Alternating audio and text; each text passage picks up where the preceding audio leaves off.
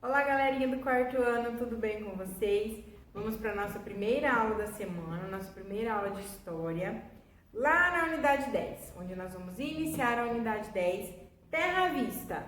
O que será que significa esse Terra à Vista? Olhem só, o que nós temos aí? Um mapa, né? Nós temos os navios, nós temos uma terra com índios e araras. Então, que terra será que é essa? Terra à Vista. Que terra será que eles estavam procurando?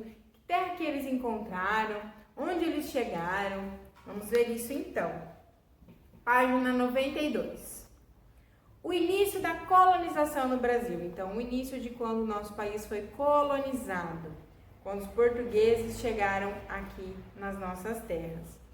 Então, em 22 de abril de 1500, ao desembarcarem no litoral de Porto Seguro, na Bahia, os colonizadores portugueses tomaram posse das terras que formam o atual Brasil.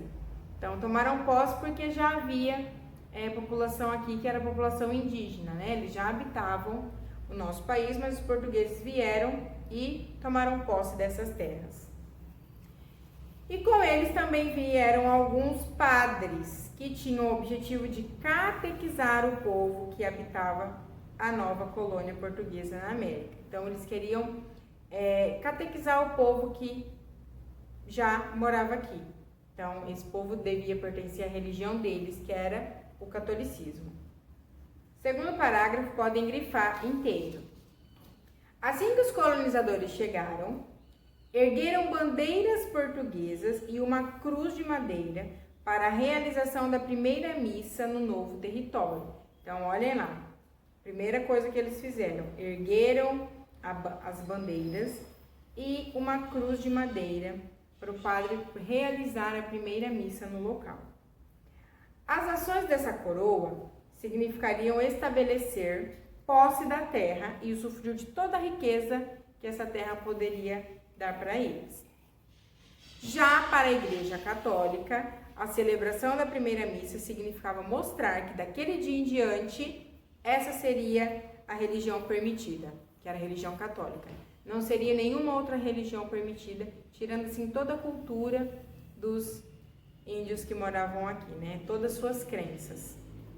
E aqui nós temos uma imagem desse momento, onde olhem ali, nós estamos vendo os índios sentados em volta, ouvindo essa missa e o padre celebrando a missa com a cruz de madeira. Página 93. Os religiosos que aqui chegaram acreditavam que o modo de vida e crença dos indígenas deveriam ser mudados. Então, eles foram obrigados a virar católicos, né? O catolicismo foi empregado, foi imposto. Eles não poderiam mais ter as crenças deles. Eles teriam que ir de acordo com o que os portugueses queriam, com o que o padre estabeleceu.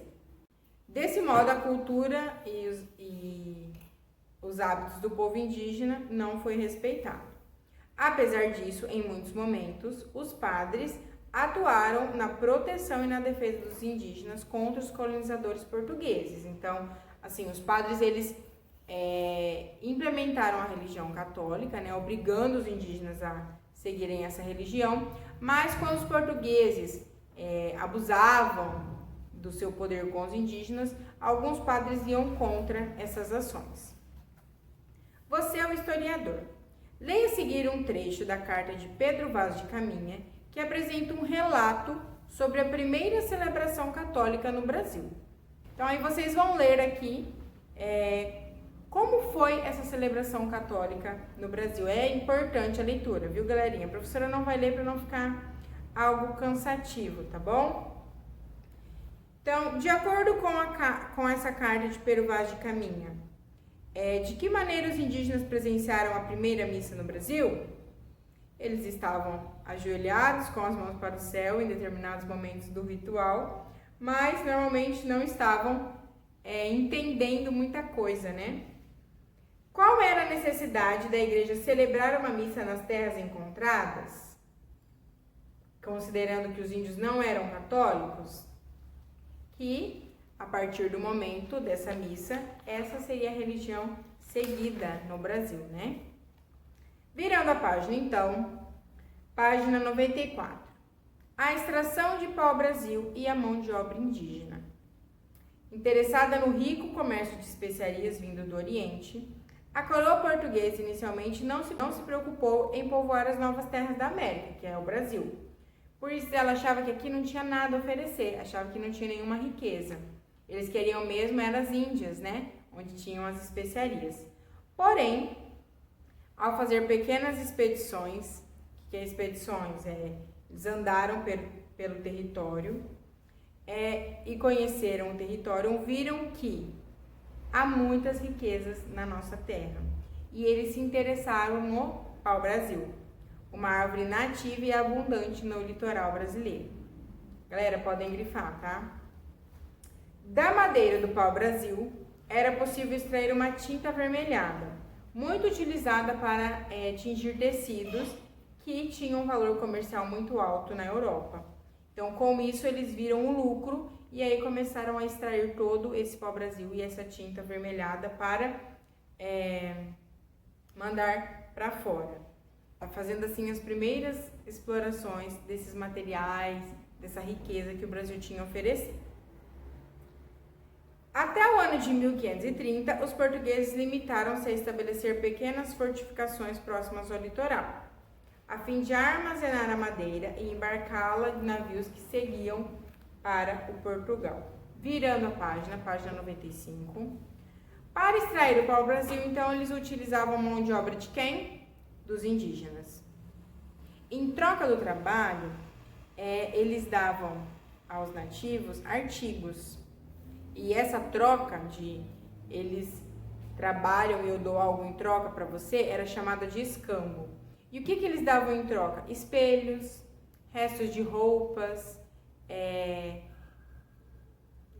miçangas, coisas sem valor nenhum para os portugueses que tinham essa consciência. Mas os indígenas achavam que aquilo tinha um valor absurdo, porque eles não conheciam o material. Segundo parágrafo. Nesse trabalho, os indígenas eram responsáveis por cortar, transportar e armazenar o pau-brasil em grandes galpões, localizados em diferentes pontos do litoral, que eram chamados de feitorias. Vamos para o terceiro parágrafo agora. Por causa da extensão do litoral das novas terras, os portugueses não conseguiram evitar que outros povos europeus também explorassem o pau-brasil. Então, devido ao Brasil ter um grande litoral, vieram outros europeus também para extrair esse pau-brasil do nosso país.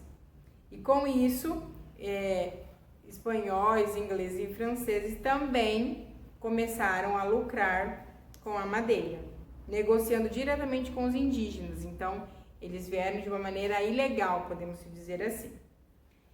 Então, foi pensado em fazer as capitanias hereditárias. Vamos ler ali o textinho agora. É muito importante que vocês leiam esse texto na íntegra, tá bom? E grifem todas as partes que a professora falar para vocês. A ameaça de que outros povos pudessem beneficiar-se das riquezas da colônia levou então o rei de Portugal, Dom João III, a enviar ao território, em 1532, a primeira expedição colonizadora, grifem isso, que tinha o objetivo de colonizar as novas terras e fazê-las gerarem riquezas, além de defendê-las de povos invasores, que eram esses outros europeus que estavam vindo para o Brasil extrair a madeira. Chefiada por Martim Afonso de Souza, essa expedição trouxe à América diversas pessoas, como funcionários da coroa portuguesa, encarregados de auxiliar na administração e na colonização de terras. Virando a página 96. Contudo, havia a ameaça de que outros povos estrangeiros explorassem o território, como os corsários franceses que eram contratados pela coroa para contrabandear o pau-brasil no litoral.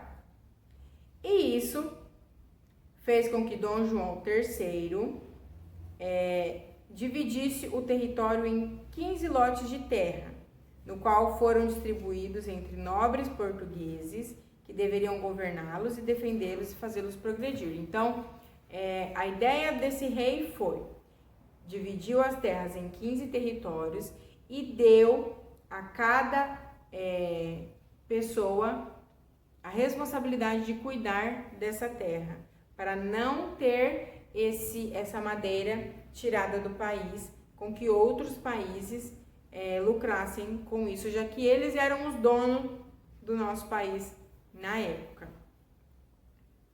Esse novo sistema de administração ficou conhecido como capitanias hereditárias. Então, o que eram as capitanias hereditárias? Esses 15 lotes de terras que foram distribuídos entre os nobres portugueses.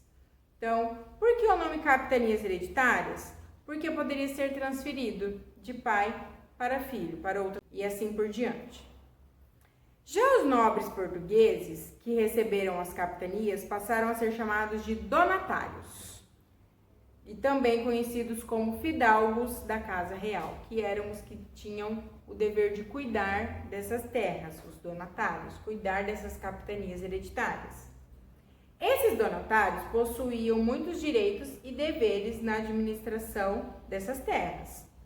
Entre os deveres, eles tinham que fazer a defesa do território, ajudar na expansão do catolicismo. Então, ali naquele local, ele tinha que ajudar aos padres a expandir o catolicismo, com que todos os indígenas se tornassem católicos, desenvolver a agricultura da cana-de-açúcar. Já os direitos era o lucro da extração do pau-brasil. Então, o dono dessa terra, o donatário, ele poderia lucrar com a extração do pau-brasil, escravizar e comercializar indígenas. Então, olha a escravidão dos indígenas aqui. Cobrar impostos e doar sesmarias, que eram lotes de terras destinados à população agrícola. Então, um pequeno lote de terra, eles doavam para essa produção agrícola, para produzir a cana-de-açúcar, entre outros. Aqui na página 97, nós temos a divisão das capitanias hereditárias no litoral. Olhem ali, como que essas terras foram distribuídas, né? Essa linha vermelha significa a divisão dessas terras. E assim nós tivemos o início da divisão dos estados no nosso país. Virando a página 98. A partir da criação das capitanias hereditárias, os portugueses iniciaram a exploração das terras por meio das atividades econômicas desenvolvidas por colonos, como a produção de gêneros agrícolas. E a produção desses gêneros agrícolas foi a cana-de-açúcar para o mercado europeu. Então, tudo que eles produziam aqui no nosso país, que eles produziam do nosso solo, pau-brasil que eles retiravam do nosso país, eles transportavam lá para a Europa. Então, não ficava nada aqui. Era tudo produzido aqui e enviado para lá, pensando no lucro, na venda. Terceiro parágrafo, podem grifar. O sistema da capitania hereditária não teve o sucesso esperado. Por quê? Porque apenas as de Pernambuco e São Vicente prosperaram. E a causa do fracasso dessas capitanias foi o clima e a condição dos solos delas, porque como a gente viu ali no mapa, era na região nordeste. Ali é uma região seca, ou seja, eu não consigo plantar muito ali, não é mesmo? Onde a gente planta mais é aqui no sudeste, no sul, no centro-oeste, onde tem uma grande quantidade de chuva, né? Então, por isso que não se teve o grande sucesso com essa expedição agrícola, porque ali faltava recursos agrícolas, faltava recursos ambientais para a produção dessa matéria-prima que eles queriam, que era a cana-de-açúcar. Agora, destaque do material complementar à ficha, as capitanias hereditárias, e em seguida vocês vão escolher uma e fazer uma pesquisa. Então, vamos lá no material complementar. E aqui nós temos as capitanias hereditárias. Então, vocês vão escolher uma e pesquisar sobre ela, ok? Então, tem ali Itamaracá, Pernambuco, Baía de Todos os Santos, Ilhéus, Porto Seguros. Então, vocês vão pesquisar, colocar lá no Google, Capitania Itamaracá. Aí, nome da capitania hereditária, Itamaracá. Nome do donatário, quem era o donatário na época, que seria como se fosse o governador, tá, galerinha? o ano da criação da capitania, quando essa capitania foi criada, e localize no mapa a capitania que você pesquisou. Só isso. Não é trabalho, é tarefa e atividade, porque a professora já passou o trabalho bimestral para vocês, mas é para realizar sim essa atividade, tá bom? É uma tarefa, é uma atividade, é importante vocês realizarem. Galera, nossa primeira aula termina aqui. Um beijo e até a próxima. Mas antes, a professora quer chamar a atenção de vocês para uma coisinha. Olha só aqui, eu estou no fundo amarelo, né? E esse fundo amarelo, ele representa o Setembro Amarelo. Vocês sabem o que é o Setembro Amarelo? Olha o que está escrito aqui. Todos pela vida. É o mês da prevenção contra o suicídio, contra a depressão, contra essas doenças psicológicas, né? Então, qual é a mensagem do setembro que quer passar pra gente? Pra gente sempre ajudar o outro, ser gentil, dar um ombro amigo, uma palavra, um abraço, pensar no outro e na gente. Porque quando eu não estiver bem, quando eu estiver com vontade de chorar, tudo bem, busca ajuda da mamãe e do papai, ou se quiser conversar, desabafar com a professora, pode me ligar que eu estou aqui para conversar com vocês, para ajudar vocês, aconselhar vocês, para dar um abraço amigo. Então é importante a gente se conhecer, se entender, se sentir e buscar ajuda sempre que necessário, né? E ajudar o outro também sempre que eu ver algo de errado acontecendo, se meu coleguinha está triste ou se eu estou triste, eu buscar essa ajuda. Então é por isso que a gente comemora o Setembro Amarelo, para um bem-estar de todo mundo, para todo mundo ficar feliz com a vida. Então, galerinha, um beijo e até a próxima!